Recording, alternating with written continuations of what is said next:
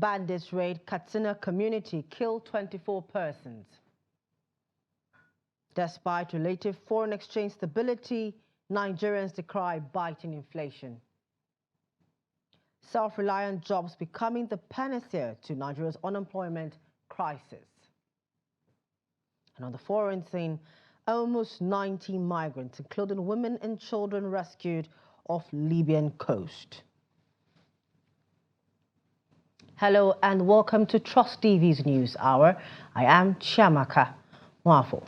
Now the news. At least 24 persons have been reportedly killed and several others wounded in a fresh bandit attack on Ngowasarikinoma community in Sabuwa local government area of Katsina State. Those killed were mostly vigilante members who were reported to have come out to confront the bandits. Local security officials said during the attack, which lasted for about an hour, 4 villages were raided by the hoodlums in what he described as reprisal attacks over military offensives on the bandits' hideouts. He explained that the hoodlums stormed the villages Thursday night at about 9 p.m., shooting sporadically to scare residents. The chairman of Sabuwa Local Government Council, Faruk Dalhertu, said 23 of the victims were buried in accordance with Islamic rites on Friday morning. He added that the last victim was also conveyed for burial from the hospital after he was certified dead.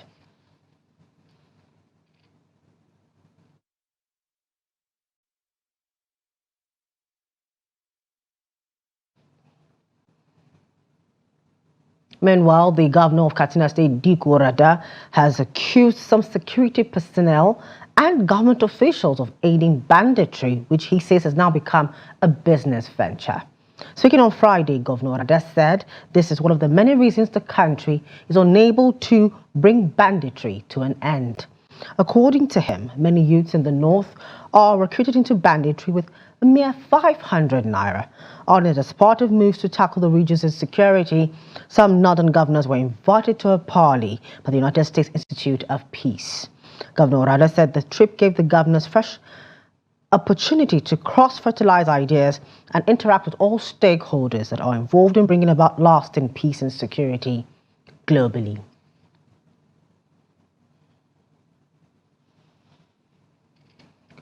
Our reporter in Katsina State, Abdullahi Yamadi, is joining us via phone call to give us more insights on these situations in Katsina State. Good evening, Yamadi. Well and good evening. Thank you for joining us tonight. Now, the attack that happened on Thursday, can you tell us what you have learned and what is the security situation in the area currently? Well, Sabuwa local government has a lot of hard-to-reach communities. And of course, most of the rural communities have been infested by bandits over the last 2 years. This according to sources in the area. And of course, due to the nature of the areas, there is a serious difficulty for security operatives to respond to distress calls. As such, the bandits use those communities that were attacked on Thursday as soft targets and launched reprisal attacks.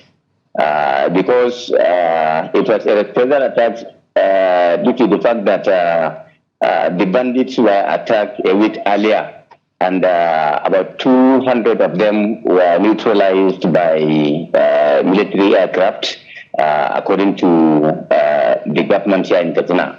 So this is the situation, and of course, people in those areas, in those communities, are living in fear seriously. Most of them have. Okay. All right, Yamadi, because we're going to look at the two situations, both of what the governor has said. But right now, we're also going to focus on the issue and the vigilantes that were killed. Are they part of the Community Watch Corps, or they were of a different group entirely? Well, the 25 people that were killed are civilians and do not have any connection with the vigilante group or the local community security watch corps as earlier speculated. And Okay. of course, according to some sources, the bandits were on a reprisal attack like I earlier said. Okay. So what you're telling us right now is that these people, you said 25 people that were killed, were not part of any vigilante group or any joint task force, anything. They were just civilians. They are just civilians from those communities that came under attack on Thursday. Okay. Now, what is the official statement on this attack? You know, how are the people reacting? I know it's quite sad and shocking, but really, how are they reacting, and what's the statement from government and security agencies about this attack? Well, residents are seriously worried about the escalation of this banditry, and of course, the frequency of the attacks are seriously worrisome.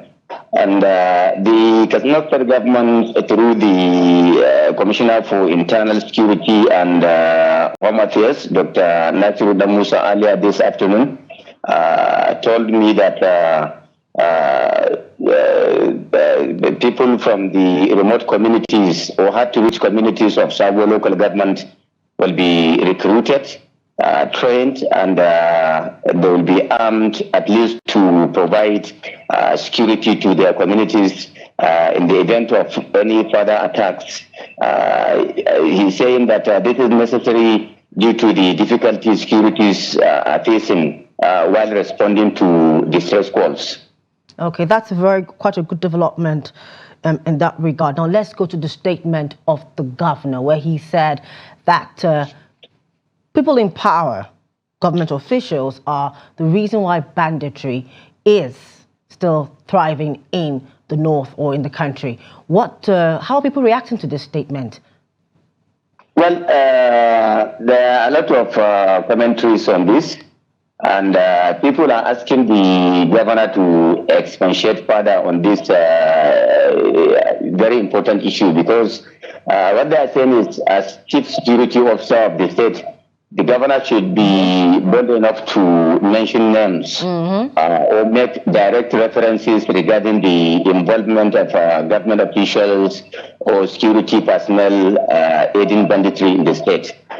Number two, many people are being very skeptical about what will happen next, especially among the opposition, who are lamenting that the governor, or rather the governor's incomplete statement, may likely be used as a tool with which he will want to deal with with his political opponents, and of course that's why they are being skeptical about it. And even though he has not pointed any accusing finger on any official, but people are saying there is need for that, so that the government can show the... Okay, Yamadi? Okay, we lost Yamadi there, and we'll move over to Kebbi State now, where the governor, Nasir Idris, says he will sign the death warrant against any informant who is caught volunteering information to bandits in this state. Idris gave the warning on Saturday during a sympathy visit to the residents of Tudunbichi in Wasugu chiefdom of Danko Wasugu local government area to condole with them on the recurring attacks by bandits. The governor, who was furious about the devilish acts of informants, threatened to approve the death warrant for any convicted informant. It was given assurance that his administration would continue to provide the necessary support to the security agencies, with emphasis on logistics, welfare of troops, and other material requirements for combat readiness and operational successes. He accepted the request for immediate rehabilitation of the 3-kilometer road linking the village with Wasagu that has become impossible due to bridge collapse. Moving to Kaduna State, where suspected gunmen have killed Kabiru Muhammad, the village head of Marke in Dandamisa Ward Markafi local government area of Kaduna State. The attackers invaded his residence around 12:30 a.m. on Thursday, forced everyone out, and commenced a search for him and his brother, who were hiding in the ceiling.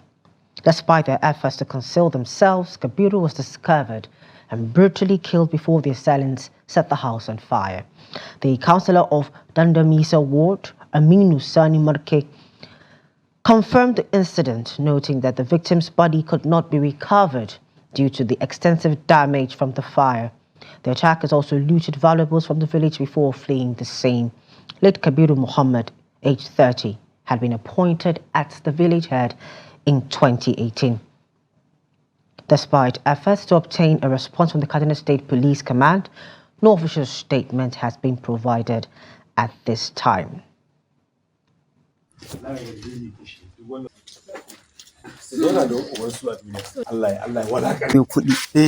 Da sarki da wani dan kwatakware duk wanda suka kama sai sun kashe ba su san kudi an ce su kashe mu Allah wallahi ko yanzu zan kunna ma recording mu hudu ne.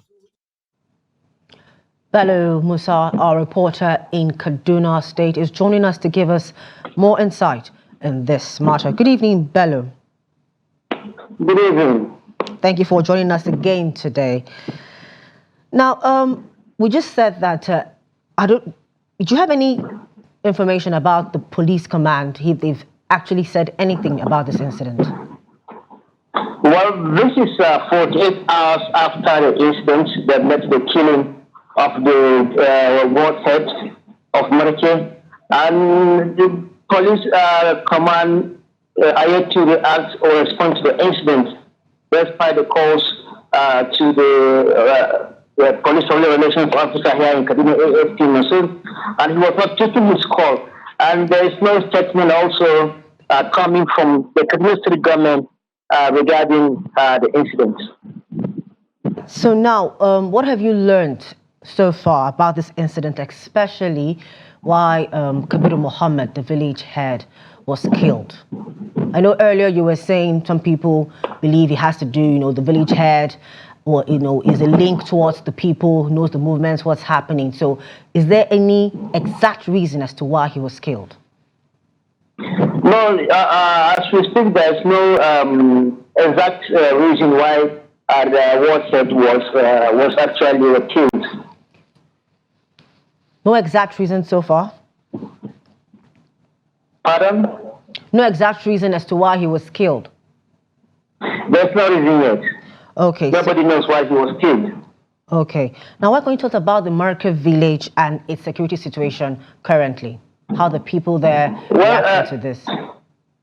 Well, the normalcy has been returned to the community. There's no any rancor in the community 48 hours after the attack. People are going about their normal businesses because most of the 90% of the people there are farmers, so they are busy, going to the farm and what have you.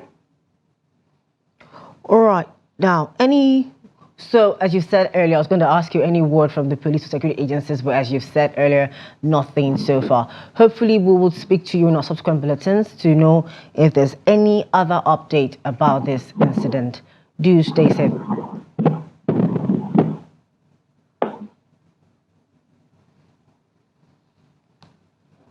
And now moving to cost of living stories. As prices of goods and services continue to soar in Nigeria following the removal of fuel subsidy, residents of Jos, the Plateau State capital, are reporting an all-time high in the price of garri, one of Nigeria's most consumed staples. According to stakeholders in various markets visited by Trust TV, the commodities price has reached its highest point in decades for the first time. Ado Musa completes the report. As it is popularly called, is one of the cheapest staple food that millions of Nigerians depend on for their daily survival. This flour of fresh starchy cassava root was the go-to food item for most Nigerians as it is readily available and affordable. However, today, the commodity is no longer affordable to many Nigerians due to its current price, which stands at 1,100 per measure, in Plateau Market. Sellers of the gari at the Katako Market explain why price of the commodity has hit historic high in the recent time. There are a lot of factors contributing to the hike in the price of the commodity. One of it is the high demand for the gari at the moment, because a lot of people have resorted to it as substitute to other varieties of foods that are more expensive. I have been in this business for the past 30 years and I have never experienced this kind of price surge. Today, I sold a bag of 100 kg at 72,000 naira. Sai kasance can jeji inda muke siyowa in anan ana cewa yayi sauki. Those who sell the product to us in the farms also contribute to the price hike because processors are deliberately delaying processing the product in order to sell at a higher price, which often results in a surge in demand. That is why when people say other prices have gone down, therefore gari prices should also be reduced, we try to explain to them because they don't understand the challenges we are facing. Normally, during rainy season like this, before the rain comes, before they put new food for ground, the price is always high. It's just that this year own is different. It's normally this is the time that the gari is supposed to be expensive, but this year own is much. So because of the way it's much, it's making us too that we are selling it. We are not having anything inside. We are just managing it. The father said the price may increase even higher than it is now because it is not yet deep into the rainy season when prices usually surge. The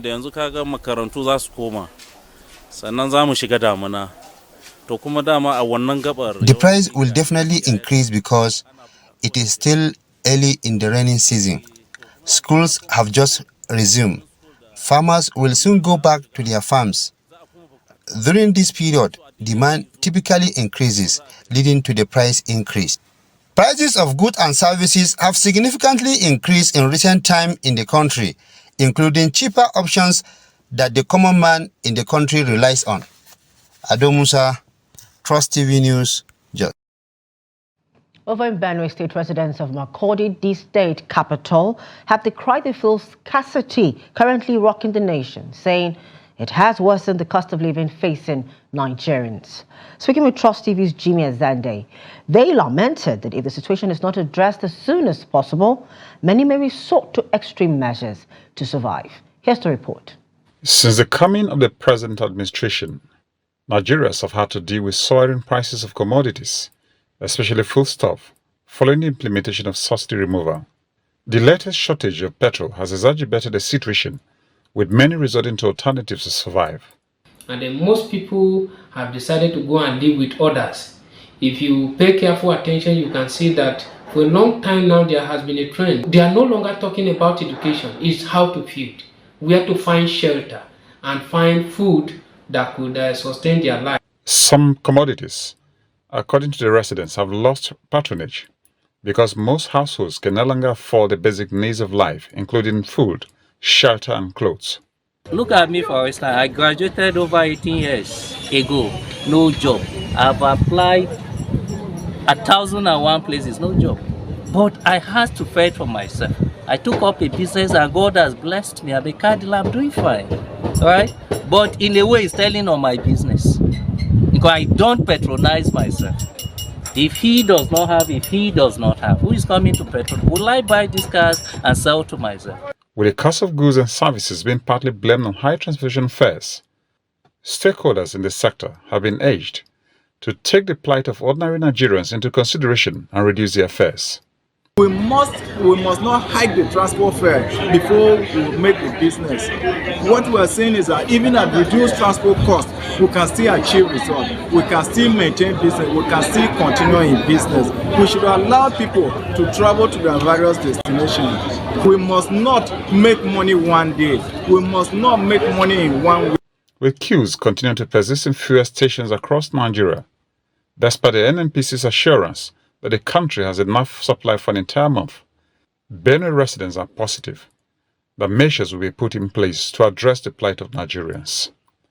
Jimmy Azande, Trust TV News, Makodi. Economic challenges, young people are turning to self-reliant jobs as a beacon of hope for development. One such individual is Emmanuel Sunday, a hopeful entrepreneur from Michika in the northern part of Adamawa State. Emmanuel's aspirations are fueled by his desire to fund his education.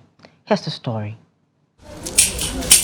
Sunana Emmanuel Sunday, Aifini Michika, Shagara na goma sha tara. This is Emmanuel Sunday, a 19-year-old from Michika in Adamawa State who refuses to succumb to life's challenges.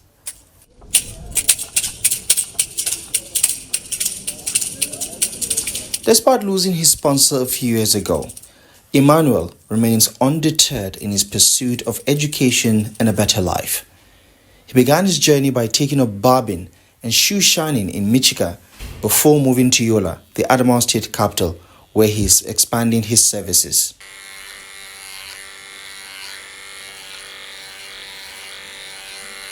Emmanuel's ultimate goal is to continue his education, but financial constraints have stood in his way. I attended primary and secondary school, but while I was about to conclude, my father, who was my sponsor, died.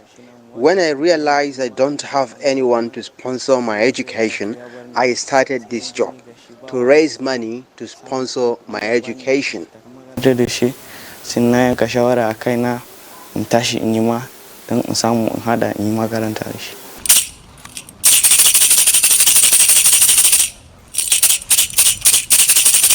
Undeterred, he navigates the streets of Yola each day, seeking customers for his services.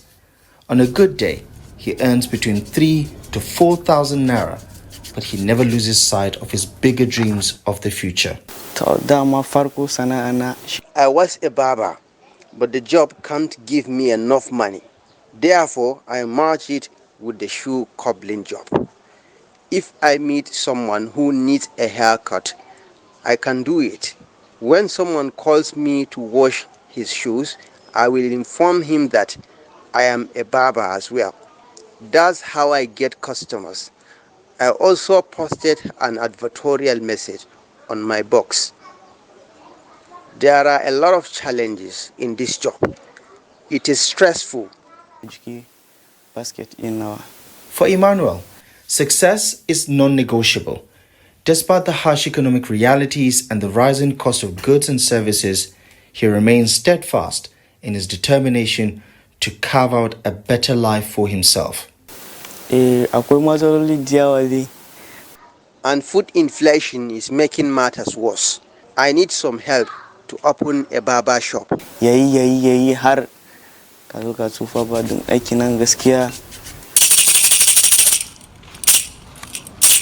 Emmanuel's primary hope lies in the support of philanthropists and organizations willing to invest in his business and help him achieve his dreams.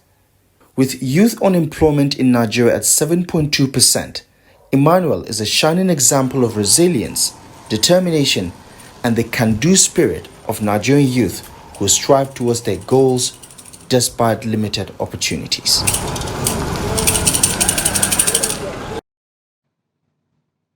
Such an inspiring story of resilience and hope.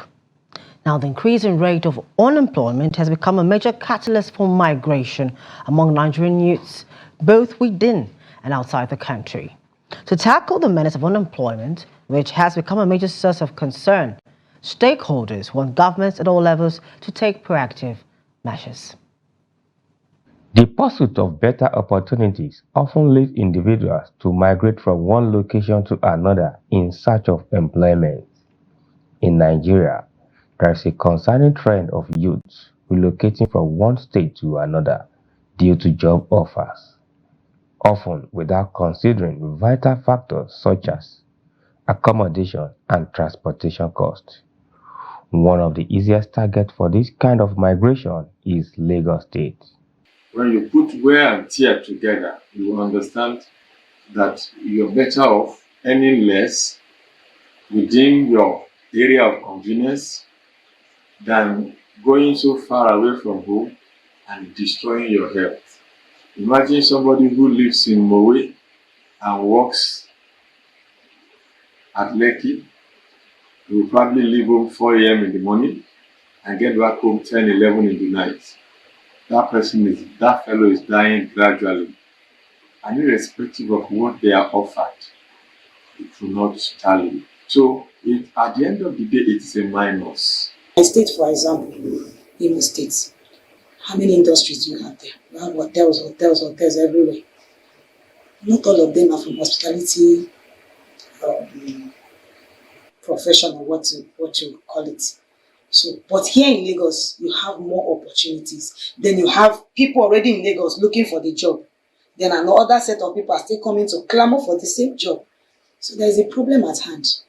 So that's where, as an individual, if you don't make yourself employable, it becomes a challenge. So, but when you are leaving your location to come to Lagos, you have to put some certain things into consideration. How much are they going to pay you? Do you have who to stay with here? If you're not coming to Lagos for a job of 200,000, you do not have anybody to stay. Are you going to sleep on that bridge? No, you have to rent an apartment.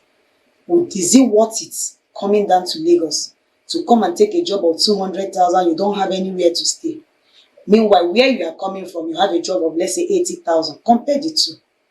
It's not worth it. Despite these challenges, residents of Lagos State say Nigerians have the right to relocate to any state of their choice in pursuit of a better life. Moving from one place to another in this country should not be an issue. The most important thing is that if you have clarified the kind of job and who is offering the job, it's a better thing. And relocation also, the company that has employed you will also, one way or the other, make some provisions for you. Somebody can leave Lagos and go and work in Calabar, can leave Calabar to go and work in Lagos. So Nigeria is such a very big country that we need to actually have an interface between the states, people to interact with. Before they can decide to leave their state for other states, they might have considered so many things. But they have forgotten that crowdiness that they create in Lagos may even make life more difficult for them. They are just looking at the financial aspect. Other things that make life easy, they've forgotten. Because accommodation, some of them will just hang themselves somehow, and inevitably coagulating somewhere. The security men might misjudge their intention. For many, entrepreneurship stands as a primary solution to this challenge, as overdependence on the government to create jobs will never solve the problem. This is News Hour on Trust TV. Still to come. We'll take a look at a community in Kano known for its large population of blind people and their plight for survival. More when we return. Please do stay with us.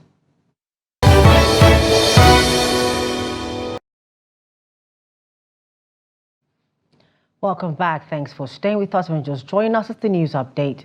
News Hour on Trust TV. Now a recap of our top stories. Bandits raid Katsina community, killed 24 persons. Despite relative foreign exchange stability, Nigerians decry biting inflation. Two more stories. 8 persons, including a nurse and mother and her 3-month-old baby, have been killed after a petroleum tanker exploded at Ometokbe community along Efuru-Sapele Road in Delta State. The incident occurred as the ill-fated tanker coming from Efuru lost control while trying to overtake another truck a few meters away from the boundary bridge between Uvie and Okbe local government area. Here's the report. According to eyewitnesses, the victims were burnt beyond recognition, just as several others who sustained varied degrees of injuries were hospitalized. Reports say the mother of the child was trapped in the raging fire as she was making frantic efforts to rescue her child. Child remains litter the scene of the accident as houses, vehicles and other properties were also destroyed. We just did this morning, and they just call us, say this side is gone. What really sad, they say that one tanker fall, they tried us to see fall. Now as the tanker falls, so the fuel this side the tanker now call rush enter the community. Anywhere the fuel rush, so I'm one man they cook for them before now the fire now call enter the petrol. as the petrol just fall, the rush enter community. Now say anywhere the petrol reach, na fire call the cash. Some be small people die. Husband and wife. So now one motor when they rescue his life. Now jam and 9-4. Then this motor use back, take waka come. Enter our store, everything I burn, all of us na neighbor, everything. Na 6 husband and wife, children and mama, 6. Take the fire, the tanker 9-4, the real tanker 8. He drive go. Na 8 plus this one I make am 9. That one with the tanker, he dey drive. He body comot, the head come carry go. As he fall, as he land ground and rain, immediately na dey take like na rain start. So na the rain, all these people wey dey here so na here na the water come follow, all these people burn. Na here the water come follow, come our side, come burn all this one, burn this one, this motor. So na back e take revise. Why the tanker come drive go? Because nobody fit rescue am. So these people now, when we say they run and they call they stop motor, make motor not drive come. Meanwhile, Delta State Governor Sheriff Oberewori has visited the scene of the accident to commiserate with the community and families of the victims. Coming here, saw dead body lying down, and the witness who said that the tanker head pull off and the tanker explode. That was what led to the fire incident. A very, very sad incident. Commiserating with my colleague in Rivers of what happened a few days back, and this is happening in my state. It's a big, very sad. The incident is coming just a week after a massive fire on the east-west road in River State destroyed dozens of vehicles, scorched goods worth estimated billions, and claimed at least 5 lives. The Osun State Police Command has paraded a 65-year-old man for allegedly killing his 95-year-old mother following a dispute over a palm plantation. The suspect, during interrogation at the police headquarters in Osogbo, confessed to the crime. Hamid Oyegbade tells us more. The ownership of the farmland has been an issue between the suspect, Lukman Odejoju, and his mother for years. The suspect said his late mother's refusal to grant him the rightful ownership of the farmland led to his decision to take her life. Odejoju confessed that he pushed his mother to the ground in the farm and killed her. He dragged and dumped the deceased corpse in a nearby farmland of another person, so that they will think it's another person that killed the woman. During interrogation, the suspect confessed to the crime by saying that he killed the deceased in order to inherit a palm tree plantation, which is situated at Kajola village via Apom, Osun State. The police also arrested another suspect, Akim Adeniyi, for defrauding a resident to the tune of 4 million naira.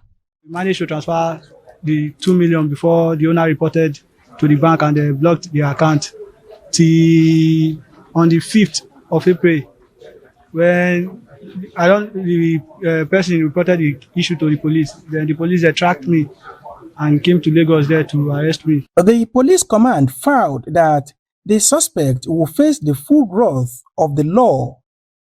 Hamid Oyegbade, Trust TV News, Osogbo. Here in Abuja, the Court of Appeal sitting has declared illegal Regulations 126 and 127 of the Nigerian Police, which allows for the dismissal of an unmarried police woman who becomes pregnant during their service. The 3-man panel of the court also asked the respondents, that is the Attorney General of the Federation, the Police Service Commission, and the Nigerian Police Force, to carry out a comprehensive review of the entire police regulations to ensure that they are in line with the demands of a modern society operating under the rule of law. Justice Olubumi Oyewole read the lead judgment, which was unanimously adopted by the other members of the panel, which are Justice Bukola Banjoko and Justice Okon Abang. The court gave the judgment in the suit filed by the Incorporated Trustees of the Nigerian Bar Association against the 3 respondents. The legal battle began on February 15, 2021, when the Nigerian Bar Association filed an originating summons challenging the discriminatory practices within the Nigerian police force. The court, in its latest ruling, held that Regulations 126 and 127 of the Police Act, quote, interfere with the privacy of the lives of female police officers and discriminate against them on the basis of their gender, end of quote.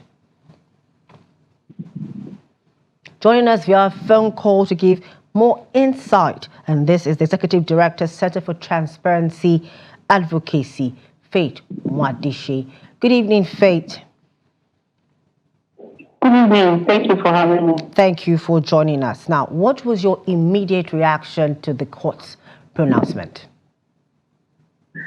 I was excited because we have this issue for a very long time.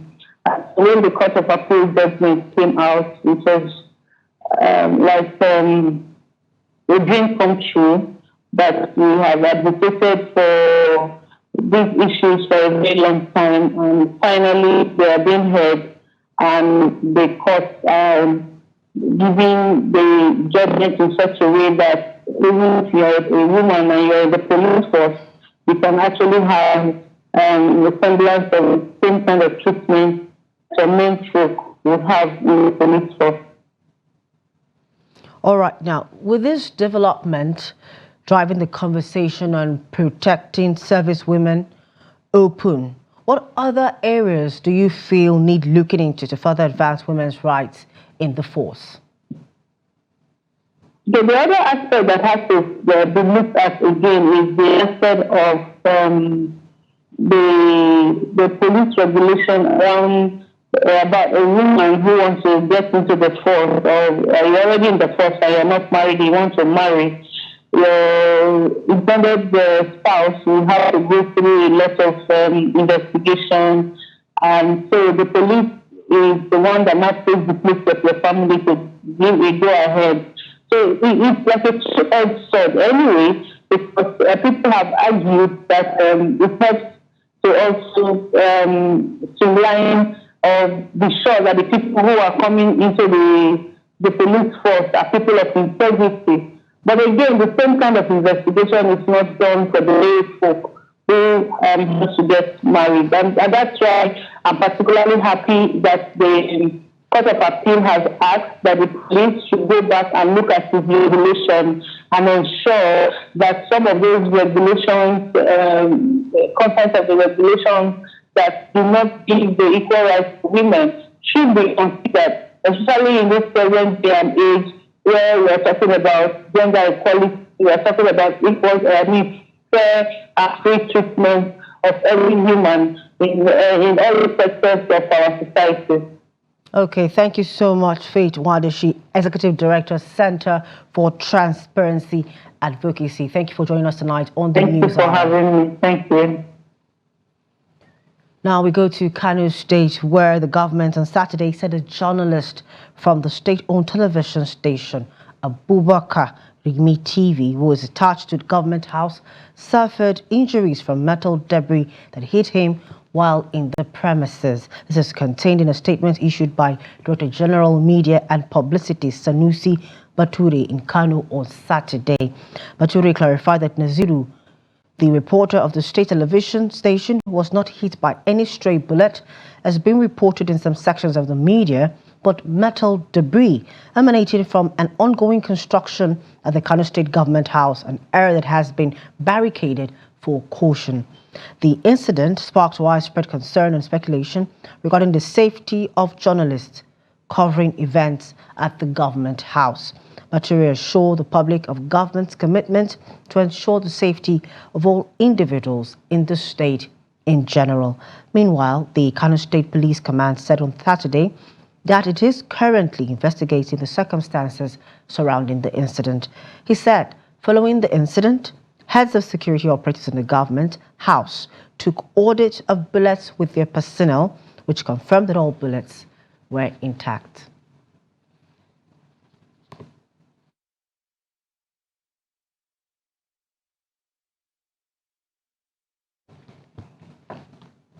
Still staying in Kano, Makamfi Dala, as the name implies, is a community in Dala local government area of the state densely populated by visually impaired persons. Despite having some people who see properly, the name of the community remains the same, as most of the visually impaired persons, numbering over 300, are still living in the area, as attested to by the Sarakin Makamfi Kano. Trust TV's Lubabatu Garba engaged the Sarakin Makamfi on many survival strategies of his subjects, most of whom have one vocational skill or the other. One familiar with Dala area in Kano will understand that many visually impaired persons who bake in the neighboring areas like Gommaja, Kurna, Kofar Mazugal, Jakara, Koki and other areas were from Makapin Dala. What most people do not know about these people, however, is that apart from begging, they also earn a living through vocations such as knitting and carpentry. Even though they were trained on different vocations, they said due to government's inconsistency, they were abandoned and left with no hope in life than to continue with their begging. Ado Halila Abdul Karim is the Sarkin Makapin Kano, and he traced the history of Makapin Dala to the time of Emir of Kano Abdullahi Bayero, who reportedly gathered all the visually impaired persons of Kano and settled them in Dala. At that time, the visually impaired persons do nothing to earn a living except begging. That was until when the Kano state government decided to change the trend by sending some of them to be trained on vocational skills. I was among the first set of people to undergo training on vocational skills in Lagos and Enugu. Muhammad Inua Naira Dubu said that he was among those that were trained on knitting in those days, but the center was closed down and they were disengaged, leaving them with no option than to beg for alms. I was among those trained on knitting, but when the center was closed, we were not empowered in any way to start a business. This left us with no option than begging. If the government would revisit the idea of training the physically challenged persons, I am sure we will leave the begging forever. Bye-bye. The community called on the government to look into their plight and reinstate those allowances and make education affordable to encourage the visually impaired children to attend schools and become better equipped for the future.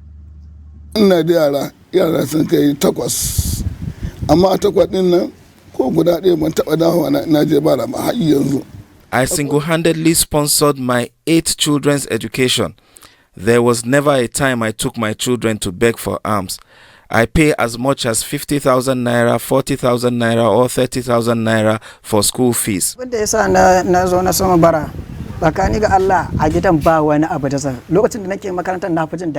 a visually impaired person from a less privileged family, I struggle to make ends meet every day.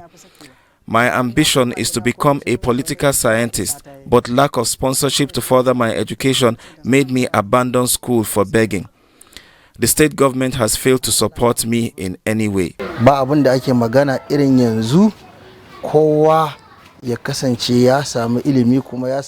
The community calls on the government to look into their plight. I believe policies like allowances for people living with disabilities should be reinstated.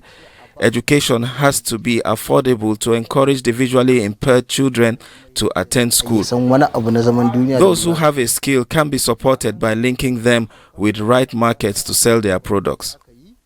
The visually impaired, alongside other persons with disabilities, usually roam the streets and other public places in Kano, seeking to be helped to survive. The Plateau state government has demolished structures allegedly built on waterways around the British-American Junction in Jos local government area of the state. Some government officials who were at the community for the demolition exercise said the houses were built on waterways, adding that if they were not removed, they will result in flooding. The officials enjoined residents to always obey relevant laws when building to avoid such scenarios. Today we have come not just to make a statement. We're not doing this as a show off. We're telling anybody who is building on waterways. Even before the executive order number 3 came out, the governor was magnanimous enough to have given them 3 months grace for everybody to regularize his paper, so that for those who are condemnable, they pay and get their approvals. For those that are not condemnable, they will have to start taking them off. But I think this is going to be a strong message to them to know that we are not joking about it. So anybody who does not have an approval and feels he wants to dare government, he can go ahead. Funny enough, what even drew our attention here was that heap of sand you see up there. They dumped, I think, about 2 tippers of sand on our waterway. That's what even attracted our attention. When we now came and realized there were structures even on the waterway here.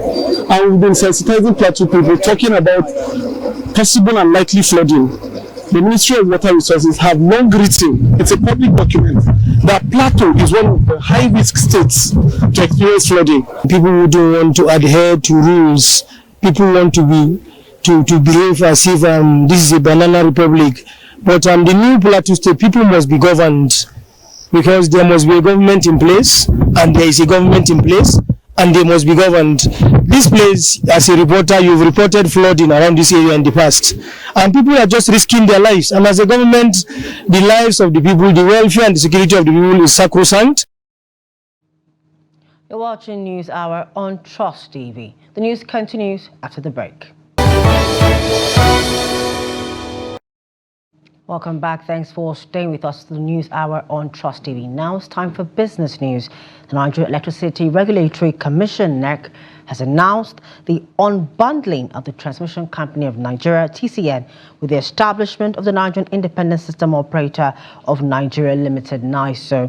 In an order dated April 30, 2023, jointly signed by NERC Chairman Sanusi Garba and Vice Chairman Musilio Seni, TCN was directed to transfer all market and system operation functions to the newly established company. The decision follows the enactment of the Electricity Act 2023, which provided more precise guidelines for the incorporation and licensing of the Independent System Operator ISO and the transfer of assets and liabilities of TCN's portion of the ISO.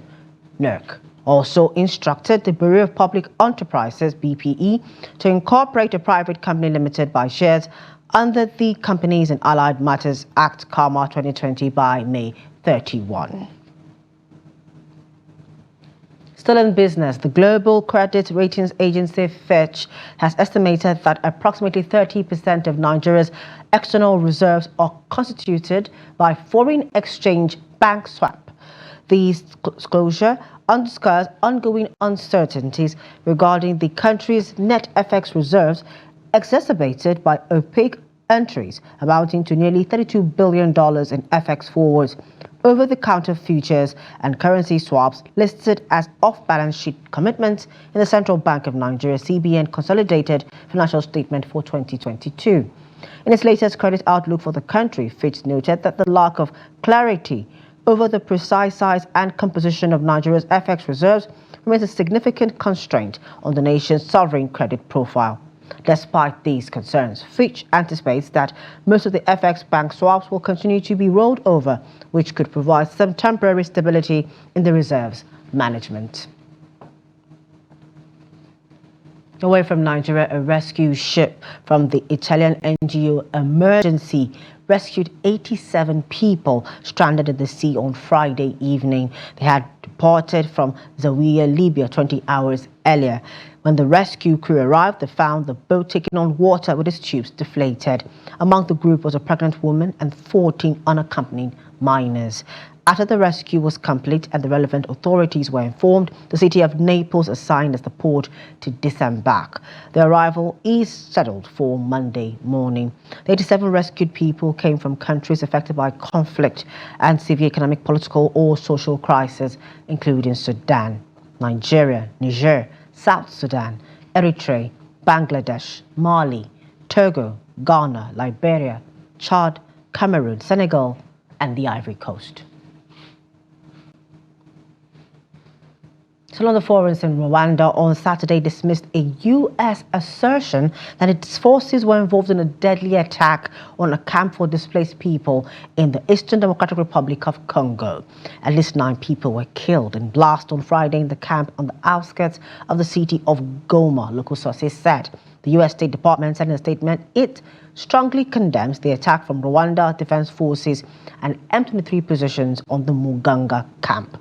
The Congo government spokesperson Patrick Muyaya also accused the Rwandan army and its M23 terrorist supporters of being responsible in a statement on X on Friday. Rwandan government spokesperson Yolande Makolo described the U.S. comments as ridiculous in a post on X, the former Twitter.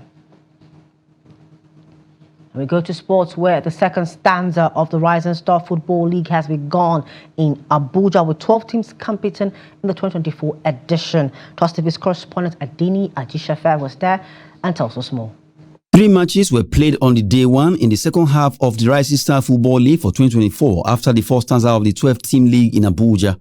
The first match had FC Liberty defeating Medical Strikers 3-1, while the encounter between Future Guaranteed FC versus Masterclass FC ended 2-1. In the star match of the day, New Dawn FC sporting black jersey started on a good note just after the blast of the whistle, as they scored early to put pressure on Emirates FC on teal-colored jersey at the Buhari Stadium football pitch. The defense line of the losing team could not withstand the heat from the winning team, who dominated from the first half with the second, third, fourth, fifth and sixth goal entry the net. The second half was more of a formality in the 7 goals whitewashing of Team Emirates FC of Abaji. Expressing joy for winning the match with a wide margin and picking 3 points, New Dawn FC player said the team were more focused. I am also excited about this match because, let me just say, it's all about focus and discipline, because before the league started, we were having some challenges on the training and all that stuff. But our coach called us and explained and disciplined us in fact, because this game is going now, it's about discipline, focus and all that stuff. And thank God how the game is going and other things, and we hope for the best our next game. Majiro Ogene and Sir Suleiman shared insights on the league and match. Several games played here today. This is actually like the 3rd game of the day, and it's been a whole lot of good football on display. We're looking forward to the rest of the season, putting in what it is that we've seen here and to improve better. There will be more games going on tomorrow and for the rest of the weekend subsequently. So we'll have 11 good weeks of good grassroots football in stock for you, and we hope you guys stick around to enjoy football, enjoy this talents. I would say this is the first in history that we have the development of the football in Buhari Area Council and FCT at large. And this Badagry Football Association Chairman Osondu Martins, who was on ground to give support to the league, believed the RSFL has given the best to develop grassroots football. Rising Star Football League, I think this is the best that have ever happened to Nigerian football. I'm here live in Abuja to witness the Abuja edition, and I'm seeing something more than just incredible. Football for the youth, football for Nigeria, football for our children. Hopefully to have them in Lagos. Next month we'll be doing Lagos edition, also Rising Stars. 96 teams have shown interest and they have been drawn. Hopefully to play the random, get 48, another random knockout to get 24, final random knockout to get 12. Those 12 teams will now start the main league in Lagos. In grassroots, like I do better than Rising Star Football League. Hopefully to have them in Lagos. The second stanza from week 12 will run till week 22 before the winning team of 2024 Rising Star Football League season will emerge. That's Sport News. I'm Adeniyi Ajishafe. Real Madrid are champions of La Liga for the 36th time after Girona beat Barcelona. Ancelotti's side is to a 3-0 win over Cadiz. Los Blancos lost 1 league game this season and could finish the campaign with 99 points, which would be the second highest total ever. It is Ancelotti's second La Liga title as Real Madrid coach, having won it in 2021-2022.